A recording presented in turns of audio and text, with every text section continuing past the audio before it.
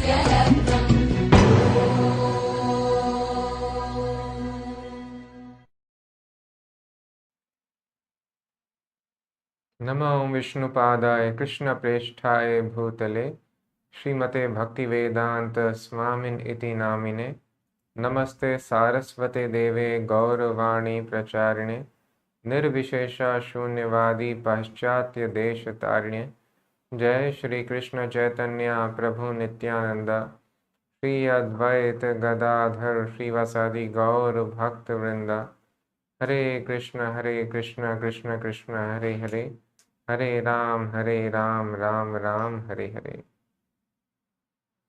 Hare Krishna. A very warm welcome to all of you on day 21 of Srila Prabhupada Lila, London Rath Yatra. So the complications of the Bombay project seem to be settling down. The crowd is in favor of the Hare Krishna movement now. Mr. Nair committing a Vaishnava offense, he died with a heart attack. And in Mayapur also things were developing very nicely. Now let us see what follows. June 27, 1973. From Mayapur, Srila Prabhupada went to Calcutta. He wrote to Tamal Krishna Goswami, "There is a suggestion by Shyam Sundar that I may go to London for meeting very important men there in the new house given to us by George. But I want to make some definite settlement of Bombay affairs before I return to Europe or America. If there is a suitable place for me to stay for a few days in Bombay, I can go there immediately and from there I may go to London." So Srila Prabhupada was very keen in meeting the most important men of the society. Because as we have discussed, Prabhupada was always stressing upon the principle, as the leaders follow, as the leaders practice in their life, common men would follow. So it is very important to change the leaders in order to bring quick change in the society. And in London, where the most influential Beatles, they were favorable to the movement, and George Harrison was a devotee. He even wanted to join the temple full time. But Prabhupada told him, you can do better seva by outside. It does not matter. The dress is not important. This dress we have taken for preaching. You can preach better in your occupation as a musician. And George Harrison, he donated his entire mansion, huge property, which is still there in London, known as Bhaktivedanta Manor.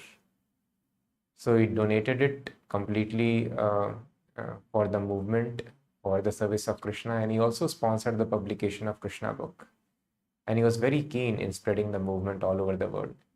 So thus Shyam Sundar Prabhu was inviting Prabhupada, please come here, I have arranged your meeting with very important men. While considering his itinerary, Prabhupada passed some days in the Calcutta temple on the Albert Road. He was very free about allowing people to see him, and his room was often filled with local Bengalis as well as his own disciples seated on a white sheet before him. In the evenings he would go, even when it meant riding for miles through congested parts of the city, just to speak for 1 hour in some of the people, the families who were favorable. Preaching Krishna consciousness. Srila Prabhupada's sister, Bhavatarini, known as Pishima to Prabhupada's disciples, would also visit the Calcutta temple to see her beloved brother and as usual to cook for him. One day, however, few hours after eating her kachoris, Prabhupada felt sharp pains in his stomach. And when disciple goes inside to see that Prabhupada is tossing, and he asks Prabhupada, what happened? My stomach, Prabhupada replied, that coconut kachori, it was not cooked. The seizure continued all night, and several devotees continually massaged Prabhupada's body, especially his stomach. But with every breath he was moaning. It was giving him intense pain, and some devotees thought Prabhupada will not survive the morning. Prabhupada asked the picture of Lord Narasimha be taken from the altar and put beside his bed. Some devotees feared that Prabhupada might be about to pass away. The devotees called the local Kaviraj Ayurvedic doctor. The old Kaviraj came and diagnosed Prabhupada's illness as severe blood dysentery. He left the medicine, but medicine also did not work. Then Prabhupada told the disciples to cook a special dish. He requested fried puris with little patala and salt. Bhavanand protested. Such fried foods would be the worst thing for him. So as some modern nutritionists, they tell everything fried is bad. You just take something completely free of all fats, and so this is another calamity they are creating. Many other bone diseases, other disorders, stomach problems we develop in the body. No, the fats which are now propagated because of the vested interests of many false research work produced by the companies, that is harmful for us. But natural fats are very much required, and they are sattvic in nature. Ghee, butter, and other such things.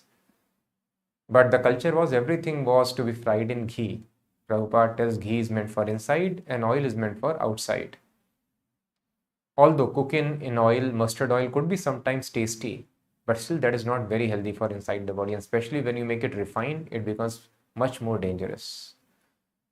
So Prabhupada's disciples protested, but Prabhupada was advanced in knowledge of Ayurveda as well. Thus when Prabhupada got heart attack, immediately next day he is cooking puris for himself. So modern doctor will get a heart attack by hearing after heart stroke a person is having puris, but Prabhupada was knowing. So thus Prabhupada told, you make puris with patala, one special vegetable.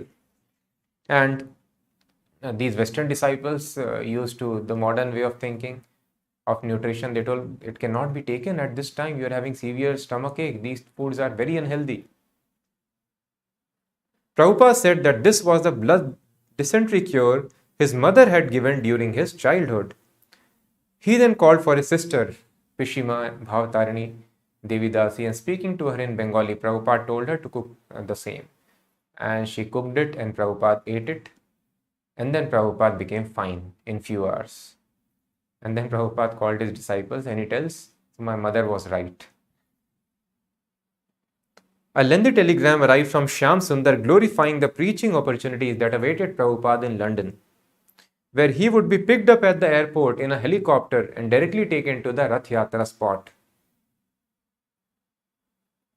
The greatest Rath Yatra ever held. The parade would proceed down Piccadilly Lane, climaxing under a large pavilion at Trafalgar Square. Prabhupada said, "Let me strike when the iron is hot." I think that is an English maxim. If you do that, then you can keep the iron in shape. In the West, people are fed up. So we want to give them spiritual enlightenment. Prabhupada had immediately convinced his disciples with his forceful statements. So this is very important. So Prabhupada spoke this maxim a couple of times. Strike when the iron is hot. Or God helps those who help themselves. So sometimes people fall to one extreme that I am the doer. Universe is at your command. Whatever you think, that will happen. On the other extreme, some people think fatalism is all in all. We are completely controlled like robots. You have no freedom at all. Prabhupada told, no, that is not fact. Just like now also you can understand.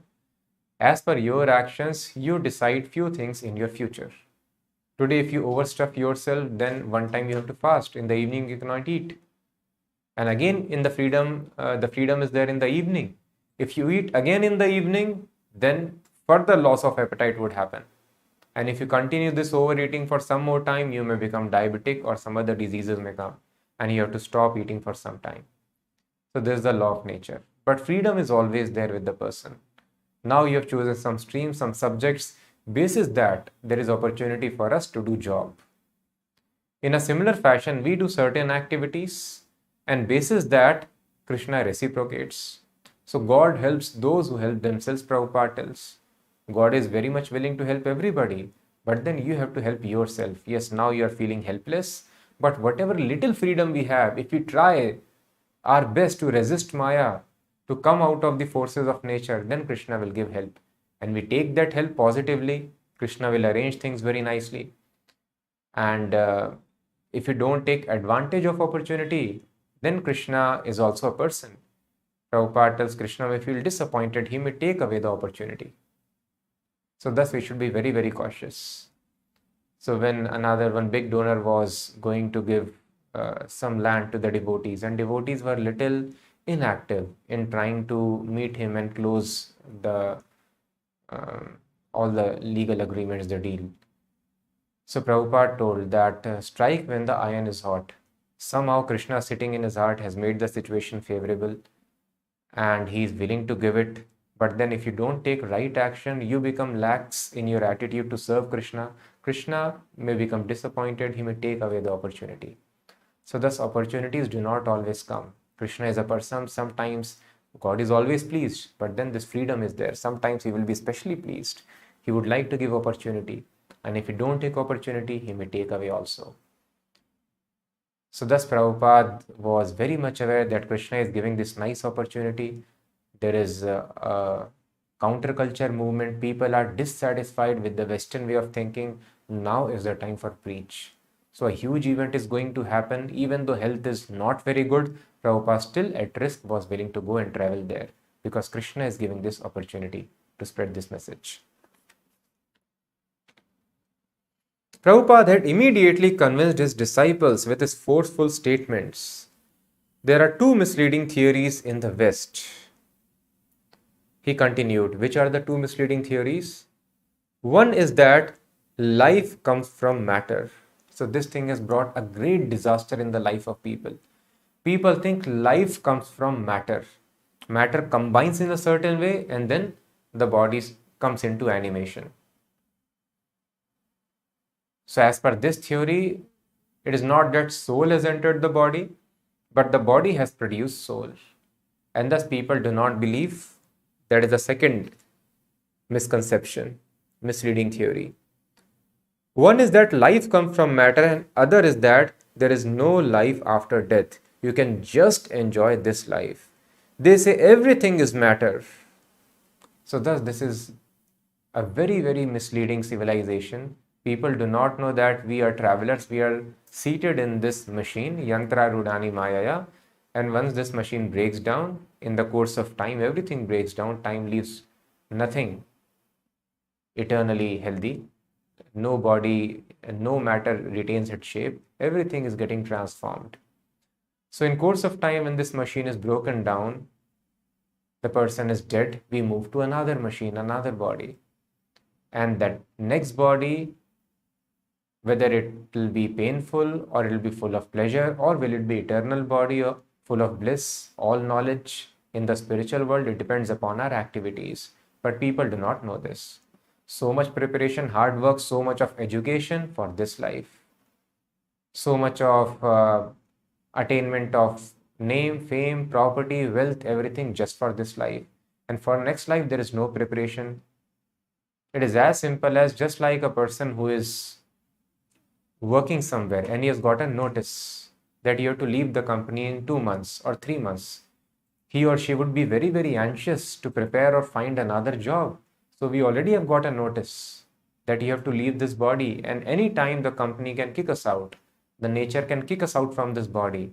Before that, we have to prepare ourselves to become completely Krishna conscious if we want eternal body. If not, at least we should try that we do not suffer and fall into the lower species of life, which is the greatest loss. So thus people are not aware. This thing is very natural. This is very important. Anytime we will leave this body, and if we put all the efforts just for enjoyment of this life, then we have wasted this human life. So Prabhupada told, these two theories we have to correct. One is that life comes from matter, and another is that there is no life after death. You can just enjoy this life. They say everything is matter. So as this Krishna consciousness movement grows, the communists will be curbed down. People say that they are trying for unity, but they have no brains to see how this will achieve unity. They have formed a big complicated League of Nations. So what is called United Nations, similar body was there after World War I, that was called League of Nations. And now United Nations, but they all fail. But the simple method of Rath Yatra, all over the world it is spreading. Jagannath means Lord of the universe. So Lord Jagannath is now international God through our ISKCON. Therefore, I want to go to the West and give them these things. Although Prabhupada appeared physically unfit to immediately fly to London to the active preaching that awaited him, his disciples submitted, accepting this as another miracle by Krishna. So Prabhupada appeared physically unfit, but then disciples understood Prabhupada is not working on material energy. When he wishes, he can transcend. July 7, 1973. So this Rath Yatra festival commemorates a very important incident that happened in history when Krishna became king. So he traveled to Kurukshetra on an eclipse. And many Brajvasis, including Srimati Radharani, they also came there to see Krishna. Krishna was there, Balram were there. And when they saw Krishna, they became very delighted. It was after a long time. Krishna physically never went to Vrindavan once he left. So they became ecstatic, overwhelmed by feelings, and there was revival of all the old personal association with Krishna, and they started pulling back Krishna towards Vrindavan. Please come back to Vrindavan. So this event is commemorated every time. So in Jagannath Puri, the Jagannath temple is considered the Kurukshetra. And on the other side, where after Rath Yatra the deities go and rest for a couple of weeks, that place is called Gundicha temple. And that Gundicha temple represents Vrindavan. So the devotees are pulling from Kurukshetra towards Vrindavan. So this is the meaning of Rath Yatra festival. So all the devotees who pull the Ratha, they are in the mood of Brijvasis, the eternal associates of Krishna. And they are meeting Krishna after a long time and they are pulling him back. Please come back to Vrindavan. So Prabhupada, when he was small, he was organizing these festivals, and now London, the capital of the city which has ruled India for many years, at that place, Prabhupada it was a victory march So Prabhupada was very, very eager, and despite his feeling well, Prabhupada went and attended Rath Yatra in full rigor and devotion. Paravida recollects, it was Rath Yatra day. I saw Prabhupada coming into the temple and he did not look very strong. I was really amazed, but I could understand that his strength was something spiritual. Dhruvanantha, another devotee, tells, at the parade site, we were waiting to receive Srila Prabhupada at Mabalak, where the procession starts. The Vyasasan was nicely decorated, and everybody was expecting Prabhupada simply to sit on his Vyasasan on the cart and just ride through the streets, just as he had done in the other Rath Yatras. So it was to our great amazement and joy that when Prabhupada came, he refused to sit on the Vyasasan. He indicated that he would dance and lead the procession. They brought stairs up so Prabhupada could mount the Rath Yatra cart and sit down on the Vyasasan. But he waved them off and just started walking with the chariots, leading the dancing. Dheera Shanta, another devotee, tells, I twisted my ankle and I couldn't walk. So I rode on the cart. Therefore I could see Prabhupada very clearly. Revati Nandan Maharaj was chanting into the microphone from the cart, but after about 15 minutes of the procession, Prabhupada told the devotees to tell Maharaj and others to come down and lead the kirtan in the street with him. Revati Nandan Maharaj recollects, when Prabhupada saw his Vyasasan on the cart, he said, no, I am just a devotee. I will go in the procession. We had a big, great kirtan. Hansduta led, I led, Shyam Sundar led. Different devotees traded off, leading this fantastic kirtan. And Prabhupada was right in the middle of the kirtan with his kartals the whole time. He was dancing back and forth and jumping up and down and dancing. Rohini Nandan tells, the cart was going quite slowly. Prabhupada walked about 20 or 30 yards ahead of the cart, leading the procession. Meanwhile, the kirtan was coming from the Rath cart through microphones. Prabhupada called them all down and he got them all around himself, and they were chanting Hare Krishna. Every so often he would turn around and raise both his arms very majestically in the air and say, Jai Jagannath. Sometimes we would get a little further ahead, so then he would turn around and wait for the cart to come on. Sometimes he was dancing and sometimes he would stand raising his hands in the air. Sharadiya Dasi. Prabhupada would dance and then after a few feet he would turn around and look up at the deities with his arms raised. Then he would dance for a few moments, meditating on the deities, and then he would turn around and go on. In this way he danced the entire way. The devotees held hands and circled around him to protect him from the crowd. It was a wonderful transcendental affair. Prabhupada was looking up at the deities and all the devotees were behind him. Prabhupada surprised us. We didn't know if he was sick or not, feeling weak and dizzy or not. Sometimes he looked very ill and sometimes he looked like an 18-year-old boy. He surprised us. He had his cane in his hand but raised it in the air as he danced. After a while, Shyam Sundar came up to me and said, look, he is not going to make it. Shyam Sundar Prabhu was the devotee in charge of London. So he told to arrange a car because anytime Prabhupada may feel weakness or he may collapse. So please keep cart at 30-second distance. Be within 30 seconds so we can reach Prabhupada in the car immediately. Prabhupada was going down Park Lane and from time to time they couldn't pull the cart fast enough to keep up with him. He would turn back, raise his hands and say, Hari Bol. Several times he did this. He was going so fast that he had to wait. The devotees were dancing, the weather was beautiful and the crowd was wonderful. The passers-by were rooted to the spot looking at Prabhupada, a man of that age.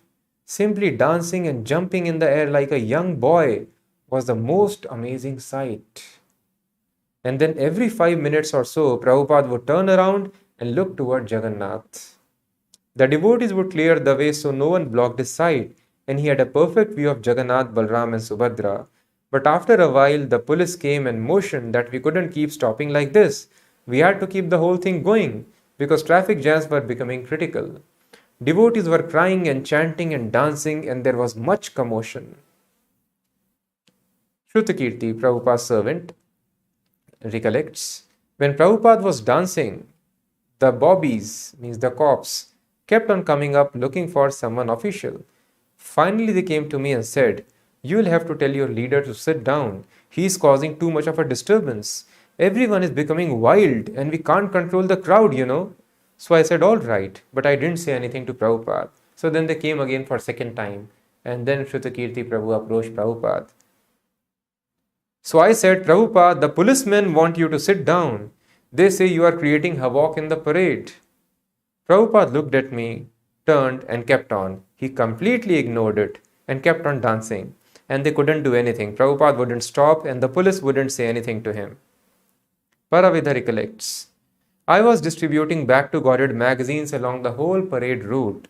I was exhausted and I was having lot of trouble keeping up with the procession. But Prabhupada was just there and he was dancing like a young boy. I was amazed at his spiritual energy. Dhruvanantha. When we came to Piccadilly Circus, Prabhupada suddenly stopped the whole procession.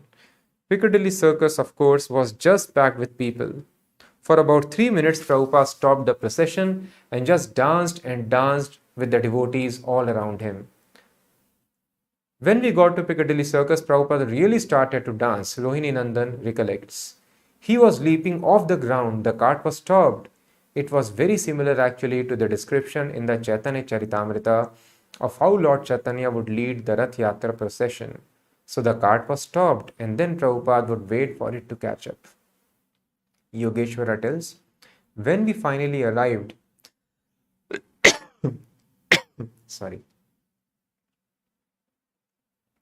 When we finally arrived at Trafalgar Square and Prabhupada saw the big tent and other arrangements the devotees had made, he held up his hands again. He had been dancing and walking the entire route of the parade. It must have been at least an hour that he had been walking and dancing, all the way from Hyde Park to Trafalgar Square. Rohini Nandan tells, when Prabhupada got to Trafalgar Square, he immediately sat down on the plinths of Nelson's column on a little Vyasasan and delivered a lecture about the holy name of Krishna. This was directly after his marathon of chanting and dancing. The next day's papers carried favorable news coverage of the festival, and Prabhupada wrote of it to a disciple in Los Angeles. You'll be glad to know the Rath Yatra in London was very successful. The Daily Guardian had a picture on the front page of our card and stated that we were competition to the monument in the memory of Lord Nelson in Trafalgar Square. My health is good and I am taking daily walks and speaking at the class in the morning. In another letter, Prabhupada wrote, our festival here was very well received and I was so much encouraged by the whole thing that I was able to walk and dance the entire way from Hyde Park to Trafalgar Square. So these were the instances when Prabhupada would display transcendental characteristics of his personality. So Prabhupada told old age is inevitable, diseases are inevitable. So you cannot control the material nature. But if you become self-realized, we are absorbed in thoughts of Krishna. Even ordinary people. Prabhupada gave example of the communist leader who would not take anesthesia for his surgery. And he told the doctor, you please open it up. It does not matter. I want to see what is there. He was so much absorbed in thoughts of spreading communism that he was transcendental to such physical pains. So Prabhupada told this absorption is the key. Even when a person is absorbed on the mental platform, they don't feel the pains of physical platform. So what to speak of spiritual platform? So thus a person is absorbed on spiritual platform, he is not disturbed. So this is the solution which people do not know. That we have to transcend the limits. Old age will come to all of us. Death will come and so many other calamities can come to us or to the people who are very close to us. And those things will affect us if we give so much importance and we feel that these things are reality. So this body is not reality, but this illusion is created by Krishna, so it is very strong. No ordinary person can make out that it is illusion unless he is personally guided by Krishna's energy through spiritual master. So we have to understand that I am not this body and I have to absorb myself on the spiritual platform and thus enjoy the pleasure of constant association with Krishna. This is the solution of all the problems of life, and Prabhupada demonstrated. When people thought he would be barely able to walk few steps, Prabhupada danced and jumped high in the air like a very young 18-year-old boy. And like this, so many other phenomena Prabhupada would manifest here and there in his devotional mood. So Prabhupada told, I am the living proof that I am not this body. The devotees had invited many prominent British citizens to meet Srila Prabhupada, and the responses were good. Economist Ernst Schumacher promised to visit, as did philosopher Sir Alfred Ayer. When Shyam Sundar informed Prabhupada that Mr. Ayer was well known, Prabhupada replied, what is his philosophy? Well, Shyam Sundar replied, he doesn't believe in the existence of God. Prabhupada explained, I will give him the existence of God, the proofs of it. Ask him, what does it mean? What are his points for denying the existence of God?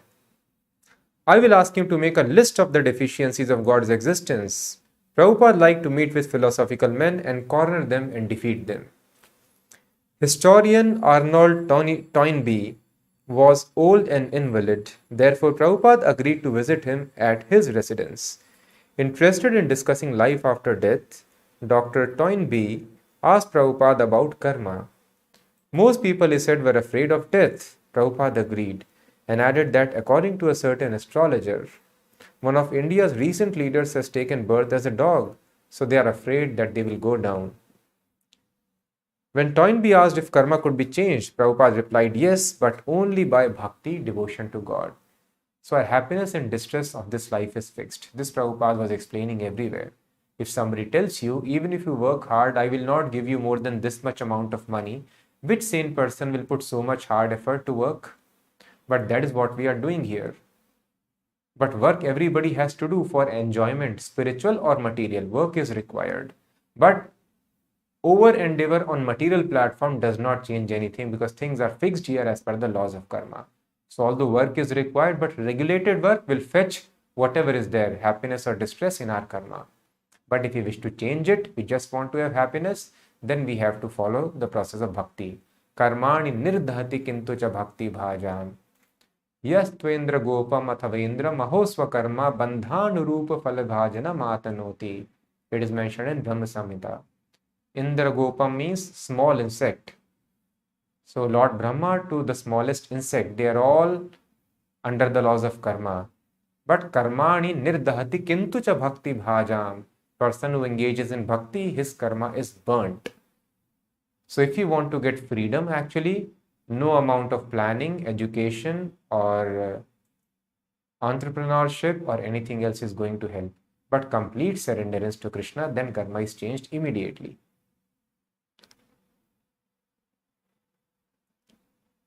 George Harrison approached Prabhupada in a submissive mode, similar to that of Prabhupada's disciples.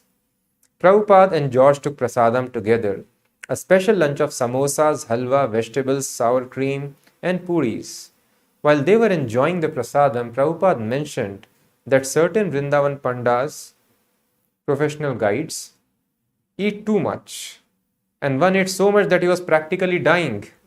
But he assured his son, at least I am dying from eating, not from starving. To die of starvation is unglorious. In this way, Prabhupada was encouraging George to eat, no problem. Prabhupada smiled as he talked with George, gratefully acknowledging his donation of the manor. Have you seen my room? Prabhupada asked. It is actually your house, but my room. No, George protested, preferring the mood of a humble disciple. It is Krishna's house and your room. When George confided to Prabhupada that by taking to Krishna consciousness, he was losing friends, as some of us may notice, and we hear from devotees that, Prabhu, I am getting isolated, and those friends are not comfortable with me. Prabhupada told him not to worry. He read to George from the Gita, where Krishna explains that he can be known only by devotional service. In the future, said George, ISKCON will be so large that it will require executive management. Then Prabhupada explained, yes, I have divided the world into 12 zones and I have appointed one representative for every zone. As long as they keep to the spiritual principles, Krishna will help them. Before leaving, George assured Prabhupada that he would help him increase his temples. Later, Prabhupada commented, George is getting inward hope from Krishna. Through George Harrison, another famous pop singer and musician, Donovan, was drawn to come and see the renowned leader of the Hare Krishna movement. So he was preaching also. He was bringing other similar famous personalities to Srila Prabhupada. Donovan, accompanied by a musician friend and their two girlfriends in miniskirts, sat in awkward silence before Prabhupada. Prabhupada spoke. There is a verse in the Vedas that says music is the highest form of education. And he began to explain how a musician could serve Krishna. You should do like your friend, George, Prabhupada said. We will give you the themes and you can write the songs. Prabhupada said that anything, even money, could be used in the service of Krishna. As soon as they heard the word money, Donovan's girlfriend interrupted, but money is material. Prabhupada said, what do you know what is material and what is spiritual? He turned to Donovan, do you understand? Donovan humbly replied that he was thick-headed, but trying. Donovan's girlfriend then leaned over and whispered something in his ear, whereupon Donovan stood up and said, well, we have to go now. Prabhupada insisted that at least they first take some prasadam. As soon as the guests left, Prabhupada and his disciples began to laugh. They understood what transpired. Prabhupada said, she was thinking, and he encouraged his disciples to finish the sentence. Yes, said Yogeshwara, she was thinking that if Krishna gets him, then she will lose him. So she thought that George Harrison has given his manner. If my boyfriend also gives it up to Krishna, what will be left for me? So immediately she took him away. Prabhupada so much liked preaching to important guests that he wanted to continue doing so wherever he traveled. Wherever I shall go now, Prabhupada wrote in a letter to a disciple, this policy of important men being invited to talk with me about our Krishna consciousness movement should be implemented. A month passed at the manor, and still several weeks remained before Janmashtami and the deity installation. So when Bhagwan requested Prabhupada to come for a visit to Paris and install Radha Krishna deities, Prabhupada agreed. So this is in Paris. Same year, 1973, August 9th. The devotees had arranged an official city hall reception for Prabhupada. In the presence of the mayor of Paris and his government entourage, Srila Prabhupada said that if the government leaders do not teach the citizens genuine God consciousness, then they are not responsible leaders. Reporting this talk in the next day's paper, news writers stated that the Swami even criticized Napoleon Bonaparte. Bhagwan recollects, we had just moved into a new temple at 4, whatever they call it, difficult to pronounce, Rue Les Sœurs, Paris. And we had received 48-inch Radha and Krishna deities. Prabhupada had Pradyumna chanting the mantras and pouring the substances on the deities, while Prabhupada himself looked on from his Vyasasana, giving directions. I was assisting, and one point I turned around and saw Prabhupada standing right next to me, taking the substances in his own hands and smearing them over lotus-like face of Srimati Radharani. After the deities were installed on the altar, Srila Prabhupada came up and offered the arti, and I assisted him by handing him the articles. After the installation, we went up to Srila Prabhupada's room and very anxiously requested him to please give a name for the deities. So although the deities are Radha Krishna, but a name is given. Krishna has unique names as per his pastimes and the loving devotees he has. Krishna is called Nanda Nandan because he's son of Nand Maharaj. He is called Yashoda Nandan because mother's name is Yashoda. And he is called Yogeshwara because he's master of all the mystics. So like this, Krishna has got unlimited names as per his features, his qualities, his devotees and his pastimes. So devotees wanted to ask Prabhupada by which name we can call Krishna here. Please give a name. He sat back in his chair and said, the deities will be known as Radha, Paris Ishvara. He then went on to say that in India, people look to England for education and Paris for sense gratification. He began to laugh and said that Krishna has come to Paris in order to get some gopis, some French girls, because the faces of the women in Paris are considered the most beautiful. Radharani is so beautiful, Prabhupada said, just like a Paris girl. And Krishna has come here to find out this most beautiful of all the gopis. So he is Paris Ishvara. Srila Prabhupada arrived in London, where he received an emergency phone call from Bombay. Giriraj wanted him to come and personally settle with Mrs. N the purchase of the Juhu land. Giriraj had consulted a new lawyer, Mr. Buckhill, who felt that Prabhupada must be present for there to be a settlement. Another ISKCON lawyer, Mr. Chandwal, also advised that Prabhupada come immediately to Bombay. Giriraj therefore had telephoned Prabhupada begging him to please come and settle the matter with Mrs. N once and for all. Prabhupada agreed. He would remain in London until Janmashtami, then he would return to Bombay. So Prabhupada comes back to Bombay in the month of September. The day after his arrival, Srila Prabhupada met with Mrs. N's solicitors and he heard their offers. The situation had begun to look hopeful, and yet the conclusion eluded them. Mrs. N had become changed by the public reaction to her attempt to demolish the temple. If Prabhupada would pay the full balance of 12 lakh rupees for the land in one payment, she told her lawyer, she would agree. Prabhupada was agreeable but did not want to arrange to collect his money unless he was certain that Mrs. N was actually serious. Mr. Asnani, a Bombay lawyer and ISKCON life member, regularly met with Mrs. N, persuading her to cooperate with Prabhupada. Her lawyers concurred. Yet after Prabhupada had been in Bombay for several weeks, no meeting with Mrs. N had taken place. Once, Mr. Asnani went to bring Mrs. N to meet with Prabhupada, but she was not feeling well and Prabhupada became disappointed. Again, she is postponing. Day after day, Mr. Asnani would tell Prabhupada, Mrs. N will come tomorrow. Prabhupada became disappointed. And finally, one day when he came, then other disciples, they told that, I think we can find some other person to settle this matter. And then Mr. Asnani told that, do not worry, we will close the matter in 48 hours. And then he went to Mrs. N. He requested, my Guru Maharaj is going to leave day after tomorrow. So if you don't come and settle the matter now, it will extend for 1 more year. So please come. Thus Mrs. N agreed to come. Mrs. N agreed, and around 9 p.m. she and Mr. Asnani arrived at the home of Mr. Bogilal Patel, where Prabhupada was going to have a program, and some guests had come. He was going to speak on the rooftop. And just when he was preparing to start speaking, he got to know Mrs. N has arrived. He came down, had a brief talk, and then continued with the program. It extended on till midnight.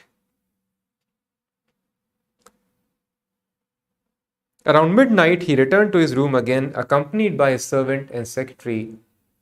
Mrs. N was still waiting. She burst into tears and bowed at Prabhupada's feet. She sobbed, I am sorry for everything I have done. Please forgive me. She promised to do whatever Prabhupada wanted. Prabhupada looked at her compassionately and understood her heart. You are just like my daughter, he said. Don't worry. I will take care of you. I will see to all of your needs for the rest of your life. And Prabhupada said he still accepted the very terms she had proposed, that he paid the remaining balance of 12 lakh plus 50,000 rupees compensation for the delay. So also Mrs. Nair, it is not mentioned here, she was getting affected by the ghost of Mr. N. And he was coming and she was very much disturbed. So she revealed to Prabhupada.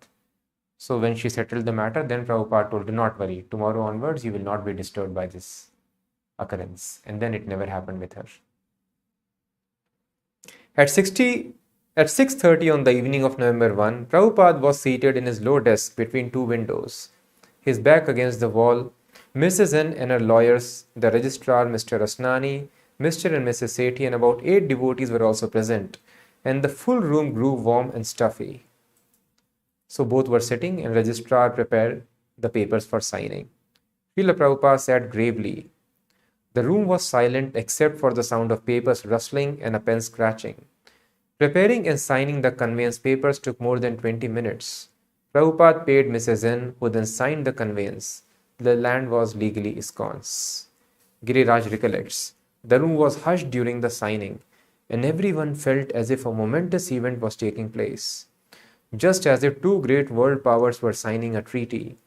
After Mrs. N signed the document, everyone silently watched the papers being passed. She started to cry. Tamal Krishna Goswami asked her why she was crying. And she replied that just that day Mr. Mathur had come and told her that he had found a buyer for the land for many more lakhs than we were paying. Actually, as we were watching Mrs. N, we were thinking that she must be remembering all the events that had taken place, the wrong she had done, the death of her husband. It was very intense, like a combination of months of struggling. So, for Prabhupada, the devotees and Prabhupada's well wishers, their dreams and desires and efforts over the past many years were being fulfilled. Prabhupada asked that devotees inform the newspapers and invited everyone into the hall outside his room for a feast. Mats were rolled out into two lines, and devotees brought leaf plates and placed them in front of everyone. The devotees began serving in various dishes to the two rows of seated guests. Prabhupada was standing. Now let us start, he said. The devotees had prepared several courses: rice, dal, many varieties of pakoras such as potato, cauliflower, and eggplant, potato sabji, papads, burfi, wet cauliflower sabji, laddus, cham, vermicelli kheer, halwa, and a lime drink. It was a festive and happy occasion. Mrs. Warrior, one of the tenants of Hare Krishna land, recollects, the devotees were all saying Jai after the singing, and all of them were very happy. Then Prabhupada gave a lecture about the Bombay project. He gave an idea to all the people of how it would be all marble. Some were asking how it would be possible for everything to be all marble, and Prabhupada explained it was possible. It could be done. He was visualizing the project, and everyone was thrilled to hear the way he was describing it. It would be like one of the seven wonders of the world. People would be attracted from all over to come and see it. It would be a landmark in Bombay. Prabhupada explained the whole project as if he saw it in his mind's eye. And he said that after it was constructed, it will be more than what we could visualize. It would be fantastic. After the late feast, when everyone had departed, Prabhupada returned to his room, leaning back at his desk. He exclaimed, "It was a good fight."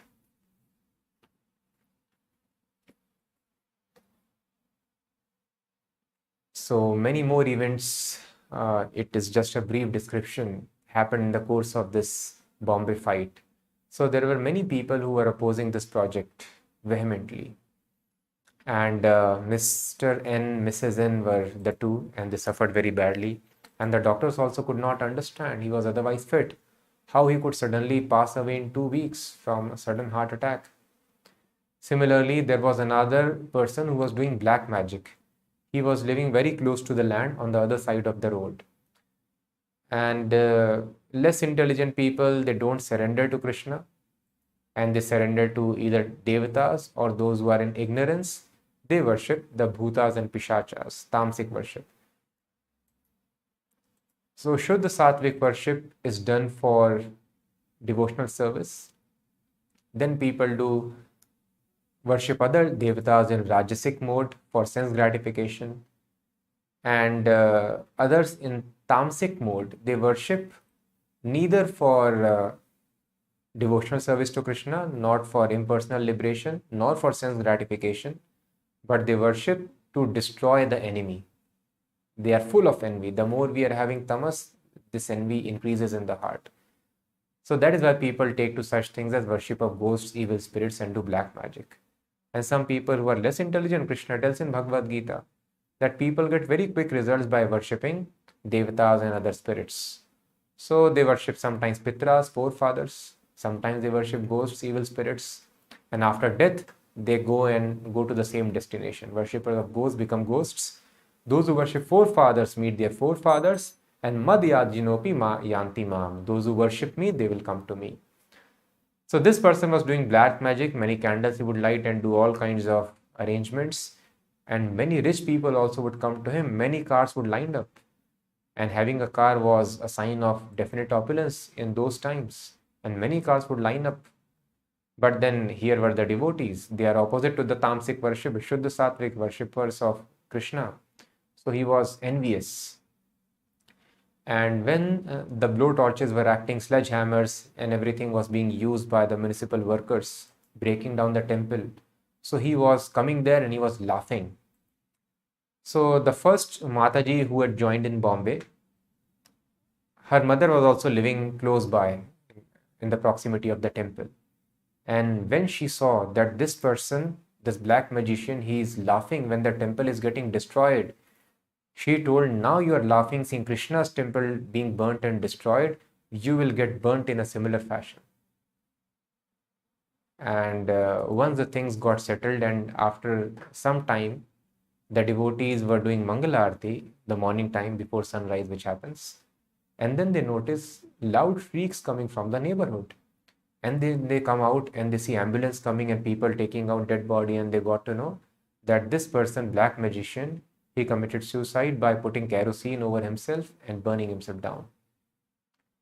So why would a person commit suicide like that, who was having some powers, and he was having some rich people as his followers, as his clients at least?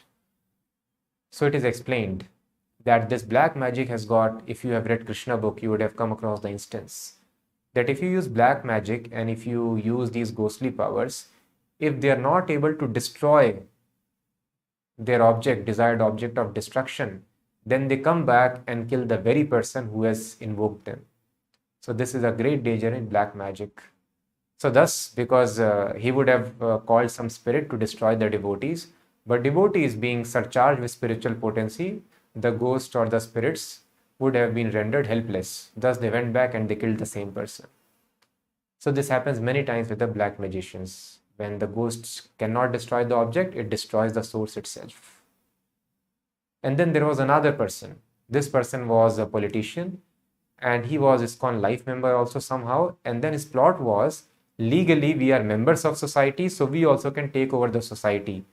So full-time devotees, Americans are also members, we are also life members now. So they wanted to take over the society legally, and on the plea that these people are not able to manage the affairs nicely. And one day, when after organizing this agitation like that, he was passing in front of the legislative building, and suddenly he also got heart attack and he collapsed and died.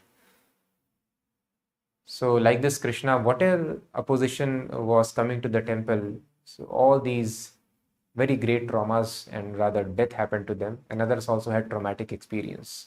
Another person was there and devotees were discussing, he was also famous and powerful man, that why no reaction has come to him, he has created so much problem for us. So then they discussed the shloka in Bhagavad Gita, that for a person who is famous, dishonor is worse than death for such a man. And this person was dishonored. He was caught in an inappropriate affair with a woman. He was seeking some physical favors for, he was in influential position. So to hand over the post, appoint somebody, he would take such favors usually. And then other scams also were pointed out. So people were putting shoe garland on his picture and burning his effigy, and all such things were happening. So he was dishonored very much in the public and in the media. So it is very, very important affair that anybody who supports even little bit, then great blessings come to them. And anybody who tries to put a hurdle in the mission of devotee, that is very, very dangerous. So Prabhupada had great plans for Bombay, and Prabhupada told a temple should come up. In Prabhupada's vision in Mayapur is getting fulfilled now, big temple is coming up. And for Bombay also Prabhupada wanted, it should be such a big place, it should be a wonder in the world. And from all across the world, people should come to see it. So we hope that all of us will try, and let us try to bring something in Bombay as well, so that it is a wonder and people all across the world can come and see this place. So let us all try to preach very nicely, very widely, and let us have a Hare Krishna city here, and all of you also can come here and live here, and we'll all do devotional service and preach very nicely. So especially for Bombay, Prabhupada told. So Bombay is heart of India and people are educated. So from Bombay, we should have thousands of preachers, and they should go all across the world and preach this message of Srimad Bhagavatam. So final temple, Vrindavan temple, those pastimes also we'll hear tomorrow.